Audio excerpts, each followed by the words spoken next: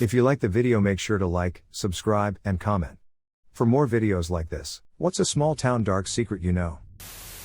When I was in about first grade, the gym teacher was fired for molesting little girls. Some of the dads went and talked to him and scared him so bad he just disappeared, left all his stuff in his rental place and everything.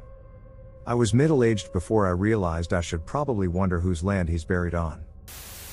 The Devil House. Now, it had been around my hometown for decades. Enough different generations of kids had their own mythos. I had an English teacher that went to the same school in the late 80s. By then it was vacant, but someone had painted a pentagram on the wall. You had to know where it was.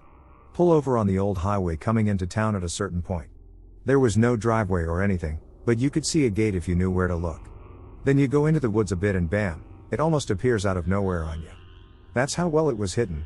For the most part, every high school class would have a couple of people venture out to see it and leave their own small mark. Everyone was just sure Satanists or witches were meeting there occasionally. But later, I found out the real story from my dad. I'd asked him, but he didn't make the connection between that house's original purpose and the later myths until I showed him. The reason that hidden house was built was for a former wealthy farmer's lesbian daughter. Didn't have the heart to disown her, so he hid her away there in the late 60s. Because 60s, there were some wild parties out there and girls were converted to lesbianism. Red already knew damn well they were gay, so of course that small southern town assumed the devil was behind it. Small UK town. Man taken to hospital, dies on arrival. Local news had announced that police were looking to speak to witnesses, then announced police have upgraded it to a murder investigation. A few days later, some guys are arrested in connection to the case. A couple of months pass and they're sentenced to prison for murder. That's all that was made public. Heard through some friends who have family working at the local hospital that the victim had power drill inflicted injuries to every joint in his body. Grapevine says he'd sexually assaulted the underage daughter of one of the guys who then murdered him. Our small town's local mayor had raped his 23-year-old daughter for years, starting when she was 7 and ending when she was 23, and finally told someone. He somehow managed to win the next election and is still mayor. People in my town want to build a statue of a retarded man who is seen around town all the time waving at people. He's been doing it for decades, but in reality the guy is really poor and no one helps him with living expenses or basic health/dental care. They're basically acting like he's already dead, and are trying to raise money to honor him instead of raising money to do something nice for him while he's still alive. My hometown has a famous drug addict, i.e. everyone knows who he is. He's lived there for 70 years and his crimes are town gossip. Most of the time it's small stuff, stolen bikes, and once a canoe, that he just leaves somewhere, living in a park when he doesn't feel like going home for a few days, shit like that. He's mostly seen as a harmless, funny character. His brain is seriously damaged after hard drug use since his early teens. What is rarely mentioned is that when he still had a house he used to steal dogs and beat them to death in his basement. A girl in my graduating class of 23 kids had a ton of parties at her house. Her mother was only like 15 years older than us and she always also attended these parties. At one of these parties, 2 boys in my class attempted to woo the girl's mother. They ended up actually having a Ménage a trois with her mom.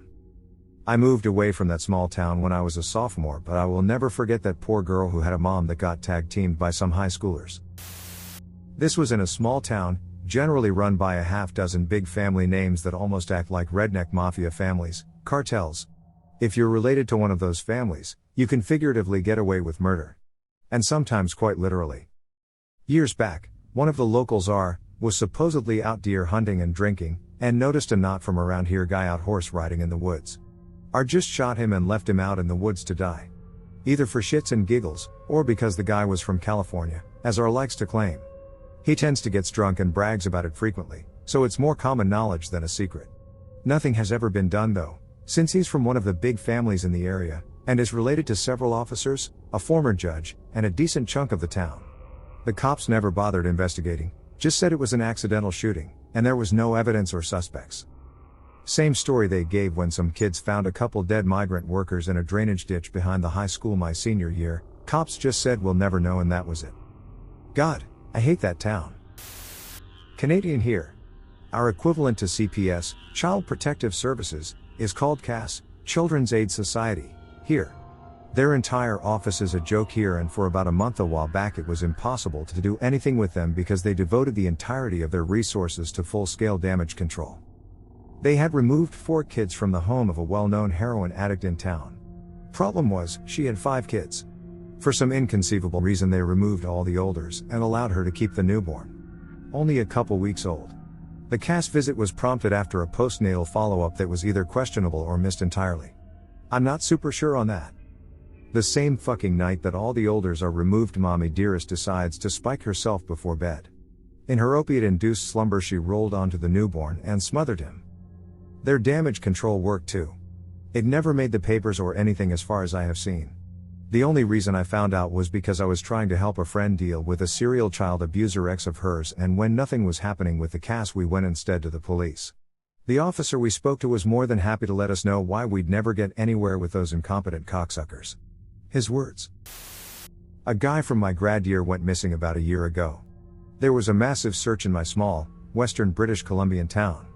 People freaking out left, right and center, the whole shebang. It was a weird feeling. This guy was friends with a few really good friends of mine. Anyhow, so then somebody finds him driving nearby Edmonton, and it turns out he ran off because he knocked up a girl in my grad class. What was kinda shitty was how his parents failed to mention to the police that some of his clothes and belongings were missing. So that's basically 90% of what people my age have been talking about. The dude that stuck a perfume bottle up his ass to impress a girl on a webcam.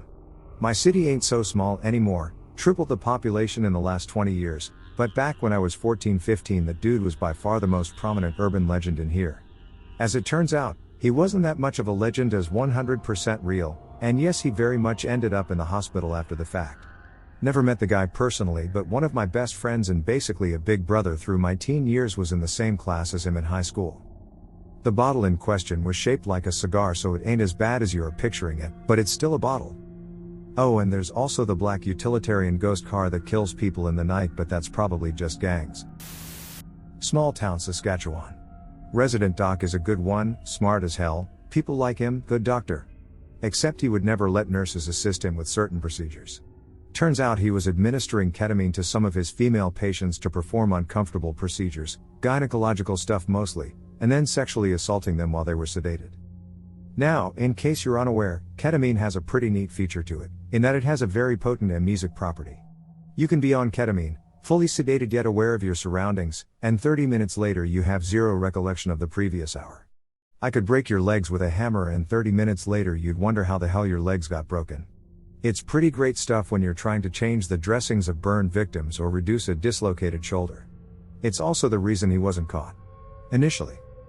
One girl who had a reputation for being a bit of a loose girl around town goes to the cops one day and accuses this doc of rape, says he violated her while she was sedated. The amnesic property didn't work on her, she remembered everything. They do a rape kit, find DNA etc., and begin an investigation. Court orders the doc to provide a blood sample for DNA matching. Lab tech goes to take the blood and doc insists she only use one arm specifically as he has a condition that causes his veins to be frail and susceptible to collapse due to venipuncture. Lab tech obliges, but finds the blood very sluggish to draw. Eventually gets the sample, they run it and lo and behold, no match for DNA. Lawyers go to work calling bullshit on why that was so hokey. Blood is never that thick on draw, and the court eventually orders a new blood test, this time under police supervision and without prior notification to the physician. Second draw comes back as a match for the DNA and doc faces charges. Turns out, this absolute madman of a physician had cut his own arm open, inserted a Penrose drain, basically a rubber tube, into his arm, filled the Penrose drain with someone else's blood from the lab, hit it with some heparin to prevent clotting and convinced the lab tech to draw blood from the Penrose drain. Dude was psychotically brilliant. I don't remember if he ended up doing time, but eventually he ran back to South Africa. Crazy thing is that there's still people in that town who are adamant that he is innocent, many of whom worked with him. Have a road that I took on the way to my local community college that is as rural as it gets. I've been driving with old college teammates/roommates when we've come across a trail of fire into the woods at night time and a flaming circle in the middle of that. I've had 2 very strange occurrences on this road. The first was a goat that walked up and nudged my driver's side door when I was stopped at a stop sign on the road. Obviously this scared the life out of me, so we floored it about 2 miles down before we turned around. And I swear to God the goat was right there in the road. There's no explanation for how fast it ran in my opinion. Second, I've seen coyotes killed in pairs and with their skin pulled up like hoods over their heads on 2 occasions. The coyotes have been placed in 2 different locations and have both been laid together. Strange stuff. Canada. When the government opens Crown land to cattle grazing, landowners have about a week to make sure their fences are good before the ranchers move their cattle. One wheat farmer in this small town didn't get to his fences in time. While fixing a fence, he got into an argument with a rancher whose cattle were on Crown land and on his property eating his wheat. Turned violent. Rancher ended up with a broken leg and was left in the woods by the farmer. He drags himself to his vehicle and calls for help on his CB radio. Gets rescued. In the interim, the farmer confesses to his priest. Church decides to intervene. Church members convince the rancher and his family not to press charges. The church members become slave labor to the rancher while his leg heals, meals, house cleaning, repairs, gardening, etc. This goes on for 3 or 4 months until the rancher is back on his feet. Freaks me out how far they will go to protect one of their own. A kid in my grade tried to rob an old lady. I think she was 98 years old and living by herself. After school one day he went to her house and broke in through the back door. Apparently she was going to be robbed without a fight and had a gun with her. As he went to disarm her, the gun went off and broke a window. He got the gun away from her and strangled her to death. He started to panic and shoved her into a closet so no one would find her. A week or 2 later the neighbors called the police because something smelled horrible, and then the police arrived and found her body. I guess the kid went back and tried to make it easier to hide the body by cutting it up and placing the pieces all over the house. When the police finally recovered all the remains, the autopsy showed that she might have been raped. The kid just got a life sentence with no chance for parole. It's not exactly a dark secret in the same sense as most of these, because it's not a crazy scandal but my town is one of those stereotypical yuppie suburban little Massachusetts towns, expensive homes, upper middle class, pretty much 100% white, the usual for the area. And people are just starting to realize that it's full of heroin. Every single person I know knows at least 2 people who have overdosed and died. That's not an exaggeration. I know 2 myself who were close family friends, plus another who died but was revived. It's sad as hell. My town started a campaign a while back to try to bring awareness to the epidemic. It seems like it's only getting worse. My town is not unique. There are so many of the same stories, small towns with a dark secret. The opioid crisis in New England is a scary, depressing thing.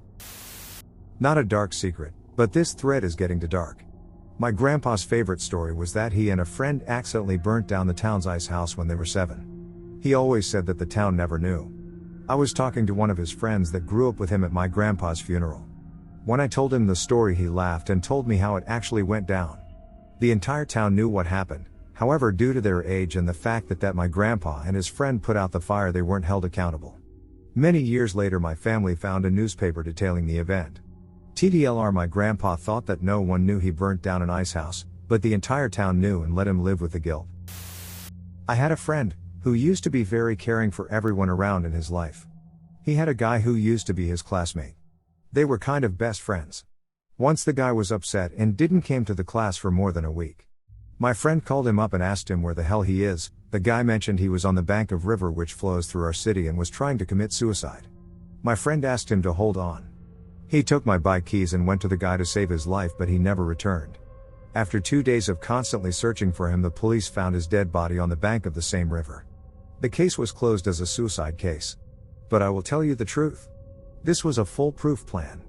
The guy and my friend were in love with the same girl. So the guy planned to call him up to the place and pushed him into the river. Unfortunately, my friend didn't know how to swim, so he drowned. We have proofs for what exactly happened and reopened the case, but we are just receiving the dates from the court, no judgment. And the guy is walking in the city like nothing ever happened. It's a true story, and my friend was very close to me even. I do miss him a lot. But helpless we are with the system and government. Hope his soul rest in peace. My uncle was found dead in an apparent suicide. There were empty beer cans scattered around his body, and he had 3 gunshot wounds from a rifle under his chin. No note. Aside from the fact that he had a BAC of 0, it is puzzling that a person would be able to shoot themselves in the head 3 times before dying. Possible, but with other weird things surrounding the death, it is suspicious. Another uncle of mine found him after my deceased uncle's estranged wife called and asked for someone to go check on him and to not bother calling her back if he was okay. Basically, the feeling in my family was that the estranged wife or her boyfriend killed him. However, my grandmother was elderly and in a home and didn't want her to see anything on the news because they just told her he passed away. So, it was never fully investigated. The police did tell my family that they would be willing to reopen the case at any time. My grandmother passed away a few years later, but nobody pushed for a real investigation of the death because my cousins only have their mother left. One of our city councilwoman's kids are not her husband's. He has no idea. My parents lived next door to the family for years. They had 2 kids around the same age as my brother and I. They also had major marital problems but kept a good public facade. Husband was 30 years older than the wife, and had kids from a prior marriage. I guess one night, over way too much wine, Councilwoman got some loose lips. She confessed to my mom that her husband didn't want kids, but she really wanted them. She didn't want to wait and get divorced/married again. So she went to a sperm bank, picked a donor that physically matched her husband, and did artificial insemination. Twice. Got pregnant both times. Told her husband that her pill must have failed, and claimed she didn't realize until it was too late to get an abortion. At the time she told this to my mom, the kids were 21 and 19. My mom didn't really know what to do, so she kinda kept her mouth shut until she blabbed to me several years later. There is a large section of Pine Barrels that is fenced off with multiple authorized access/trespassing/etc. Posted about. The fence is in the shape of a triangle. Each leg of the triangle goes for a good 300 to 400 yards. There's no roads leading to it, no gates, or openings. Constantine wire up top running the entire length. We've noticed 2 very concealed cameras while walking the perimeter. I'm sure there are more of those. It's a good 2 miles from the closest fire trail and even further to any roads. Everybody we've asked about it say they never heard of it. Who knows? Maybe it's some fenced-in sewage drain pond or something. The lack of access is the weirdest part though. They are definitely trying to keep someone out or something in. Cue X-Files song. I'm not sure how dark or secretive this is, but still an amusing small-town story. Anyway, during my senior year of high school, I was looking to get a job for the summer before college. Several of my friends worked at the local ice cream/rest stop, so I asked my friend Mike if he thought he could help get me a job there. He looked into it but returned with the news that they weren't hiring. Later that summer the shop closed down, so I asked Mike what the deal was. He relayed to me that it was really just a matter of time due to the owner's management style. That being chronic alcoholism and a severe gambling addiction. She ran her establishment off of the contributions of her wealthy husband while she wasted away all the revenue at the local casino or getting drunk. Her husband finally had enough and cut her off and had her shut the store down. Apparently she would regularly fuck things up in the kitchen and blame all her teenage employees. Also, she'd force them to add jalapenos to the sandwich orders of any Hispanic patrons, claiming, no, they love it, put it on anyway. One time she even pissed herself and adamantly refused it despite the indisputable odor and wet pants. So yeah, I'm kinda glad I worked at Subway that summer. I lived in a small town deep in the English countryside. There was a forest near the main part of our little village where people would walk their dogs or just go for a stroll. But at night time, no one would dare go there. There was a man, who we all referred to as the Duke, who took people into the forest and had sex with them. Me and my friend went for a late night drive once and saw a bunch of cars parked in the forest. We decided to park as well and sit in the dark for a while. We see another truck drive in and weird looking people come out of the pitch black forest to chat with them. We saw this huge fat man who seemed to be organizing this woodland orgy and we knew straight away that he was the Duke. Some people started walking up to our car after a while. We don't know if they saw us or not, but we sped out of there and they chased us down the road. We got away thankfully. I haven't been back since, but I've heard that he's still active and holds a lot of leeway in the village. In the town my father grew up in, his uncle had 2 daughters. One of the daughters was raped by 2 men that were pretty big figures in the town. My great uncle finds out, and doesn't go to the police. My family is pretty into stuff, as one would say, so they decided to deal with it themselves.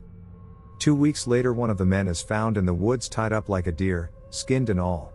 He's missing any skin and his entire body is covered in salt. He's alive for 4 minutes after being found. The other guy is said to have skipped town after the incident. Everyone knows he's probably buried somewhere in the hundreds of acres that my uncle owns. My family also happens to be pretty good friends with the local law enforcement and everyone knows the man raped the young girl.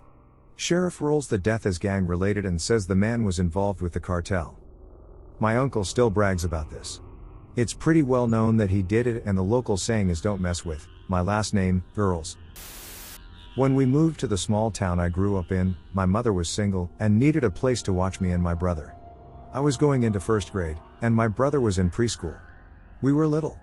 We ended up being watched by this lady who did in-home childcare, way too many kids in her big ranch-style home on a plot of land at the edge of the town. Her husband was mayor, and sold used cars for a living from a tiny lot on the edge of the property. She got away with having way too many kids in an unlicensed facility, and an adult son who would come terrorize us kids. Especially me. He liked to chase me around the house with a butcher knife. My mother found out, and threatened to kill him if he came around again. We didn't stay with them just too much longer after that, but longer that I cared for. There just weren't other option available. They had a lot of money and influence in town, way too much for a used car salesman. The guy kept his drug-addled adult son out of prison, and not dead. Built his daughter a new house when she got married right out of high school on another end of the property. Kept his wife in new cars and nice things. Even got a local bank branch opened with his influence. How did he manage that? By smuggling drugs in the cars he would bring up from South Texas. Had a nice racket for a number of years. Finally got out of the business. My mom sees him around town now and again. Back around '84 I began working at a power plant in North Alabama. The local news at that time was filled with the news that the notorious Dalton family had finally been brought down. All day long there was news of how this particular family had run and terrorized an entire South Alabama county since the 1930s. There was also footage of them handcuffed and being shoved into squad cars. Believe me, these guys looked like everybody's idea of a backwoods hillbilly, long beards, overalls, you name it. The next day at work, I was laughing about it and asked out loud how the hell did a family of hillbillies get to run and terrorize an entire county for so long? All of a sudden the entire office got quiet. It was then I realized I was an outsider to Alabama and that my use of the word hillbilly may have crossed the line. After a few moments of awkward silence, someone spoke up and said, name withheld, there is one of the Daltons. I looked at him. That deadpan look on his face told me that this was no joke. I immediately began profusely apologizing and trying to convince him I meant no harm. He sheepishly said, "That all right. That's why my daddy moved us away from there. They were all trash." My family's from a small town insert South Pacific nation, and strangest one I know is the story of my dad being attacked during my parents' engagement story. Everyone knows that my dad almost got murdered that day, but no one outside the family knows why. So my dad and mom had an arranged marriage, and my mom flew in with her family from Canada for her engagement ceremony to my dad. This man shows up and attacks my dad during the ceremony with a knife, from what I heard, and no one outside the family knows why. Everyone just knew there was a warrant out for him and that he fled the country. It turns out that this man is my mom's cousin and was pissed that my grandfather said no to his proposal that he marry my mom, was my mom's cousin through her mom's side, because that's some weird shit right there. So my grandfather told the cousin to kick rocks and that my mom's gonna marry my dad instead. So he flies from Canada to country and tries to kill my dad because he blames him for not being able to marry my mom. Also, my mom was 15 at the time and then the cousin showed up when was 8 and tried to murder my dad again. I used to live in a small town in Illinois and it had this loud siren that would always go off at about 5/6 p.m. every day. It could be heard easily 5 miles away where my house was. For us it was normal, but to outsiders it probably would have sounded like an emergency alarm of some kind. I was always told it was from the days of when it was a more rural town and was to signal people out in the fields that the day was over. Later in high school I learned about sundown towns, which were racist towns in the South typically that had rules saying that no black person could be in the town after sundown. Typically there was a sign posted at the entrance of town saying that black people could be killed after nightfall if they didn't obey the rules. The time of day when black people were no longer allowed was signaled by a loud siren. I matched 2 and 2 together and ended up doing an entire research paper on the topic as I found undeniable proof online that supported my theory that my old town used to be a sundown town. To this day the population is still almost entirely white and the only black people I ever encountered there as a kid were some kids adopted from Africa. Recently the siren has been switched with a recording of a bell tolling, but they keep it as many people argue that for historical purposes it should stay. If you're one of the richest billionaires in America you can literally get away with murder if you live in a small town. Alice Walton, heiress to the Walmart fortune, killed Alita Hardin while speeding in Fayetteville, Arkansas in 1989. She was never charged, and given that she has a long history of driving drunk it's highly likely she was intoxicated when she murdered that poor woman. In 1998, Alice totaled her SUV in Springdale, Arkansas when she hit a gas meter in a phone booth. She was charged with driving while intoxicated. Ultimately, she had to pay a $928 fine. Her last DUI was in 2011. It was expunged from her record because the prosecutors somehow forgot to charge her for 2 years, thus exceeding the statute of limitations. You can buy a lot of influence when you're the richest woman in America and you live in a heavily impoverished section of the country. Something well worth contemplating next time you consider shopping at your local Walmart. Won't share too many details because the place is still currently operating and the people doing it are honestly so morally devoid, I wouldn't put any kind of retaliatory action beyond them. Basically, there's a few houses in this small town nearby me that are well-known child trafficking sites. There's one landlord who owns a majority of the property in the small town and he acts as the central figure in the operation. He fills the houses with gang members that are frequently seen with children. Adults are videotaped coming to these properties with a child, they walk in with the kid, come out without it and just leave never to come back. Children are videotaped coming out of the house, getting in a car, and never seen again. Children are videotaped entering one of the houses acting normal and coming out looking like on the verge of passing out as if drugged. The crazy thing is that it's very public knowledge thanks to a website dedicated to the subject created by one of the last remaining non-gang members who lives on the same block as these houses. Whoever this person is, they've installed cameras outside of their house looking at these other places. They capture video evidence of these different children and compare them to film captured a week ago or days and show all the different children that they've captured on film going in or leaving and never seen again. They have photos of the gang members coming right up to their cameras and smirking, making obscene gestures, flipping them off, etc. This person also tells their story about how that central landlord figure and his gang have tried to forcibly make them leave by poison gassing. He or she talk about, with photographic evidence, how the gang members attach sprayers onto the back of their cars and drive back and forth past their house spraying odorless, invisible pesticide which makes the very air hurt to breathe. They talk about how their dog, once perfectly healthy, has come to be plagued with terrible bronchial problems and can hardly breathe. They say they have to keep their windows tightly shut and sealed or else it becomes too much to handle. It's honestly insane, and very real and scary. Back in the late 90s, early 2000s, I had 2 girls I was trying to get special ed services for in school. This school is considered to be the best in the area and the population is exploding because of this. A small town. Anyway, I had to do a lot of research to find out that this school, in fact all schools in the USA, are very corrupt when it comes to special ed services. They really fight back to not help. They would rather spend thousands of dollars taking parents to court, drag it on for years, when they could have just used that money and went on and helped the child. I finally got fed up with the fight and took my youngest out of school. Less than a year later, this was in 2006, the only school employee that was nice through this whole ordeal was just doing his job. He was the school psychologist and did testing to see if kids qualified for special ed. The SPED director was horrible and intimidated everyone. He got fed up with the psychologist doing his job and made up lies about him and told the school superintendent. The superintendent told the psychologist, "Don't worry, I got your back." Well, instead he turned the psychologist into the state school ethics board.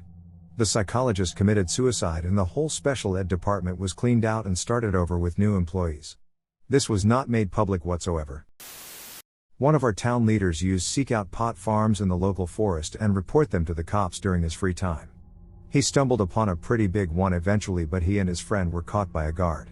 The guard shot him dead, but his friend was able to escape injured and make it back to town. A huge manhunt ensued and after a few weeks, authorities cornered the murderer in his mom's house, but he was able to escape through the back. A few weeks after that, snipers were able to spot him in the same forest walking along a dirt path and killed him right on the spot. You'd think the story ends there, but a little after he died, the murderer was linked to another killing. A few months before the aforementioned killing, a biologist was killed further up north from the town. There were no clues to who did it except the murderer had shat on the dead body. Authorities linked the DNA in the poo to that of pot guarding crazy murderer.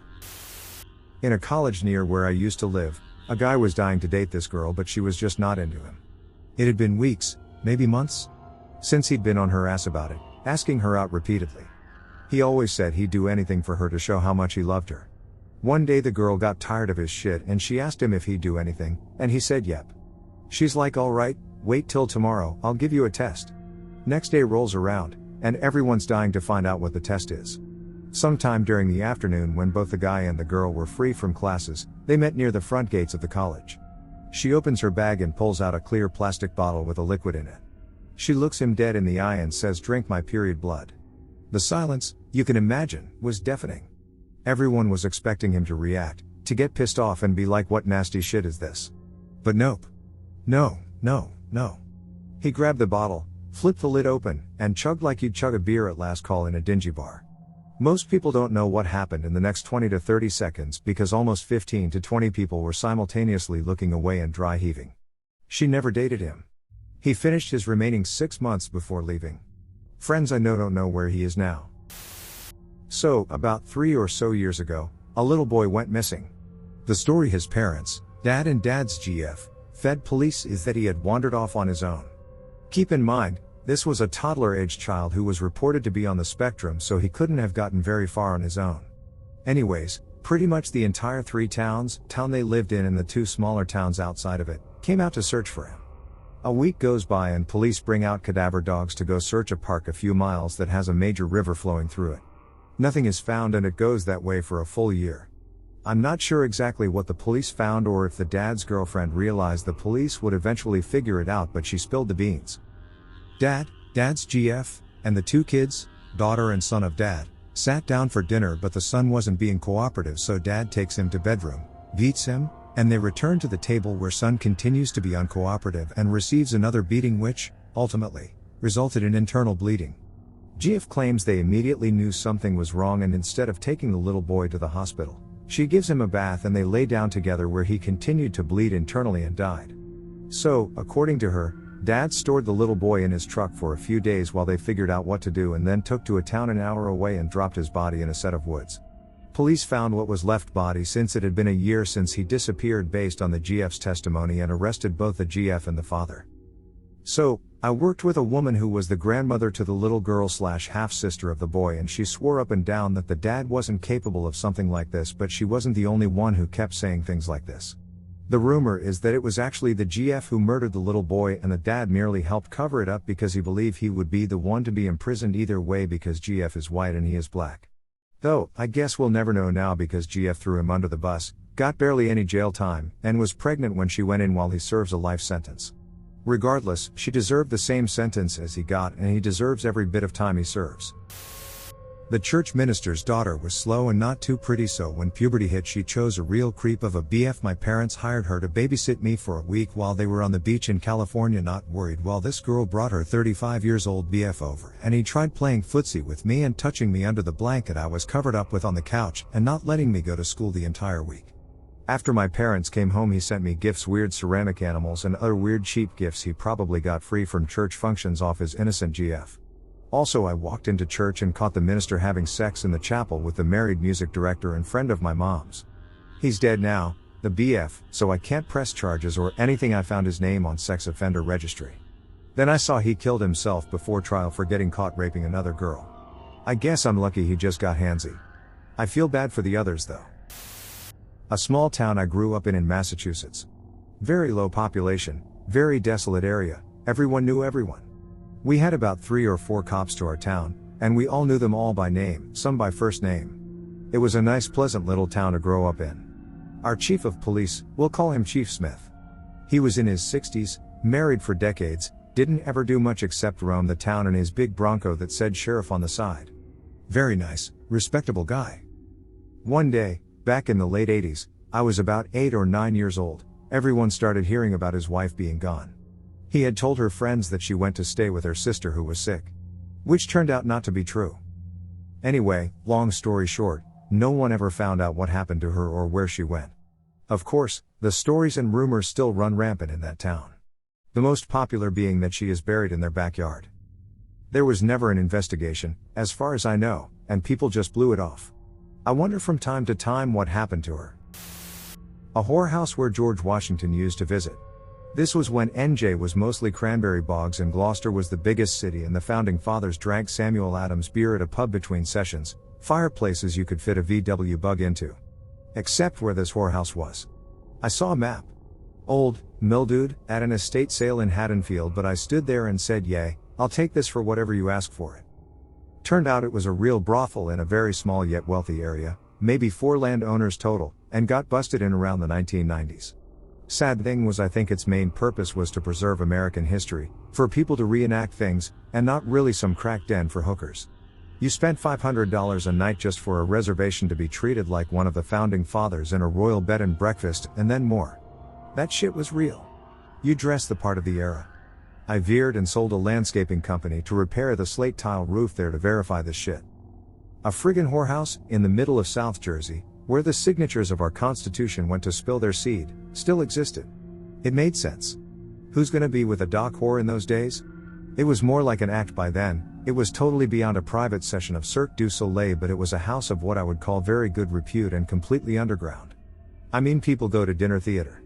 This was way beyond that. Wealthy as fuck people traveled the whole trail once they landed in Philly and to NJ. It wasn't just that men would go there to have whores. Women who were very educated would go there and pay the same thing if not more to be whores. It was a total win-win for the place. It was hidden right in the heart of this city and nobody talked about it. I think it never made the historic section, but it was funny nobody even knew it was there, and those that did never discussed it. Again, landscaping. About 6 years ago, my small town had its first murder case in its history, and it wasn't some puny murder either. The people that committed it dismembered him, pulled teeth, burned the body and left it out in the field for coyotes.